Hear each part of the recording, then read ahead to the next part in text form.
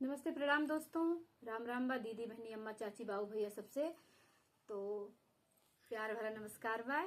तो चलत है बहुत प्यारा सा आप लोगन के पति पत्नी का नोक झोंक नाच गीत चुटकुला आप लोगों को सुनावे। तो आप लोग जरूर सुनिए। अब बहुत प्यारा बा। देखिए पति खेते मसी काम करके आवत हैं तो घरे और पत्नी कितना कितना रखे हैं उन्हें करती। तो आप लोग जरूर सुनिए।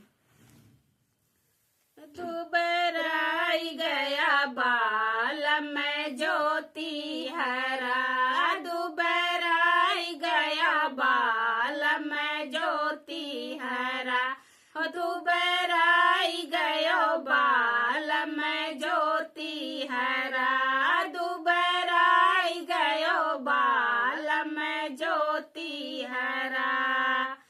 खेतवा ज्योति जब दुअरा के आवे, खेतवा ज्योति जब दुअरा के आवे, राजा देखे मसीनिया पर हरियर धरा, राजा देखे मसीनिया पर हरियर धरा, दुबराई गया बाल में ज्योति हरा, दुबराई गया बाल में ज्योति हरा, दुबराई गयो बाल में ज्योति हरा।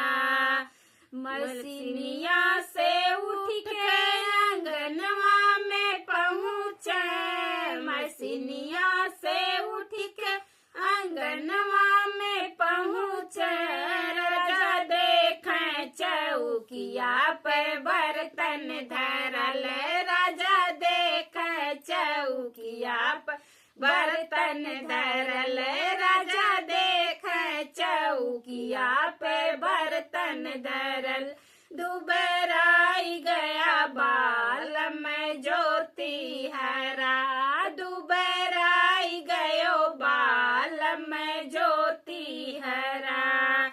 चौकी से उठ के रसोईया में पहुँचे, चौकी से उठ के रसोईया में पहुँचे, राजा देखते चूल्हा पर अदहन धरल, राजा देखते चूल्हा पर अदहन धरल, राजा देखते चूल्हा पर अदहन धरल, दुबराई गया बाल में ज्योति हरा, दुबराई गयो बाल में ज्योति है।